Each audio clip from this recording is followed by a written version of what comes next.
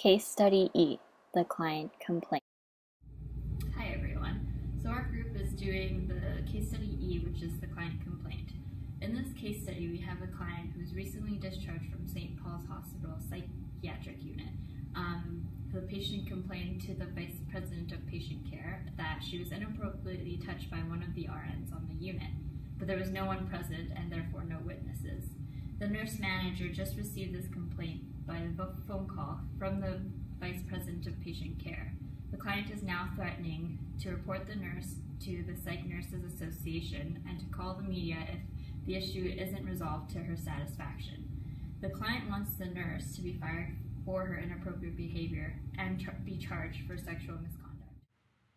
The purpose of this case study is to explore ethics and morality in nursing and what nurses should do and the role of the nurse manager. In this video, I will give you a brief introduction of the key terms and concepts, followed by our case study skit and our analysis and solution to our case study.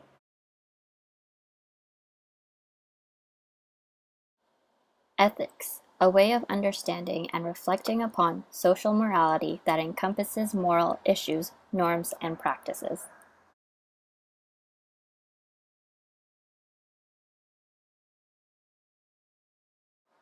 Morality is beliefs or traditions about what is determined to be right or wrong in terms of conduct towards ourselves and others. Ethics is reflection and analysis upon the application of those ideas about what one ought to do. According to the CNA Nursing Code of Ethics, there are 7 types of ethical situations faced by nurses and nurse managers. 1. Everyday ethics. 2. Ethical violations. 3. Ethical dilemmas. 4. Ethical distress. 5. Moral residue. 6. Ethical uncertainty. And 7. Ethical disengagement. In our case study, we will be focusing on ethical violations. An ethical violation refers to actions or failures to act that breach fundamental duties to the persons receiving care or to colleagues and other healthcare providers. What we think is right is not carried through. Luckily for nurses, when nurses are unsure of what to do, they can use the CNA Code of Ethics and the CRNBC Practice and Professional Standards to guide their practice. The practice standard, Boundaries in the Nurse-Client Relationship, states that the nurse-client relationship is the foundation of nursing practice across all populations and cultures and in all practice settings. It is a therapeutic and focuses on the needs of the client. It is based on trust, respect, and professional intimacy, and it requires the appropriate use of authority. The nurse-client relationship is conducted within boundaries that separate professional and therapeutic behavior from non-professional and non-therapeutic behavior. Within the nurse-client relationship, the client is often vulnerable because the nurse has more power than the client. Nurses have the competencies to develop a therapeutic relationship and set appropriate boundaries with their clients. Some boundaries are clear-cut, others are not so clear and require the nurse to use professional judgment.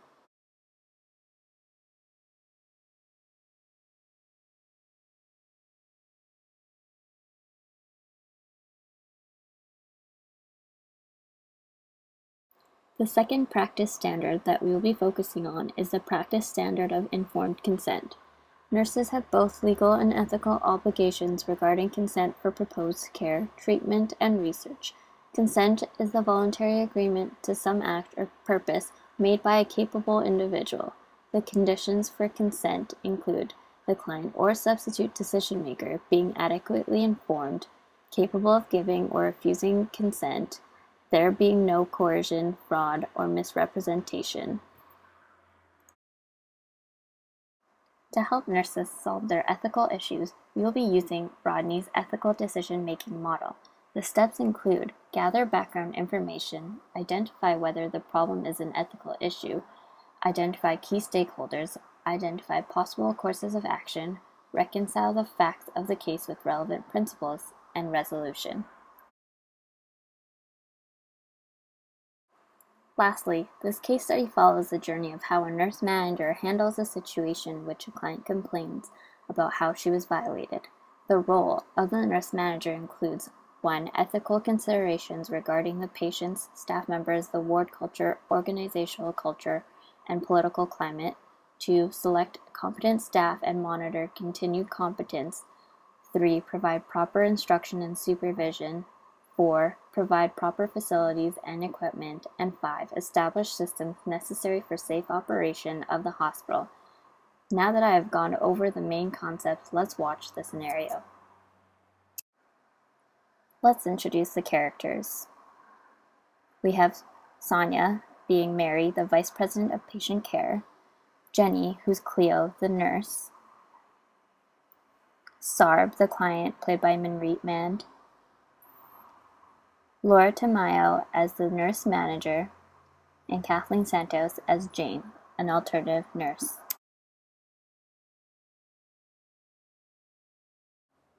The nurse manager just received this complaint through a phone by the VPPC. The client is now threatening to report the nurse to the Psych Nurses Association and to call the media if the issue isn't resolved to her satisfaction. The client wants the nurse to be fired for her inappropriate behavior and charged for sexual misconduct.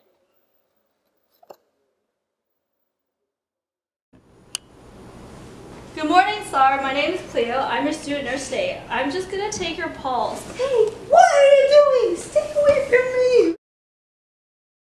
The key complaint of this case study is that Sarb, the patient, feels that she was violated and inappropriately touched but without her consent. The first issue in our case study is that there was no one there to witness the interaction between Sarb, the patient, and the RN Cleo. The second issue is that the patient Sarb was threatening to report the RN to the Psych Nurses Association and the media about the inappropriately touching that occurred with her and the RN. Thirdly, the patient Sarb is threatening to call her lawyer and report the nurse Cleo for sexual misconduct.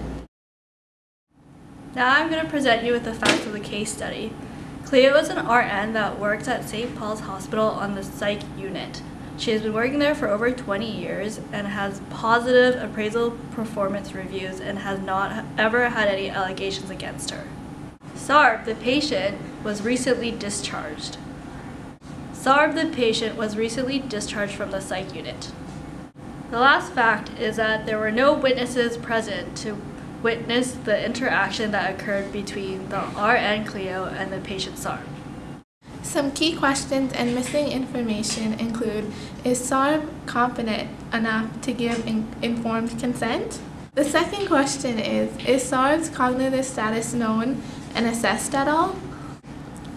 And the third question is, did Cleo obtain informed consent from Sarb? The priorities are to talk to Sarb and Cleo separately about what happened, determine Sarb's mental status and if the patient is competent, and determine a process of solution for Cleo and Sarb.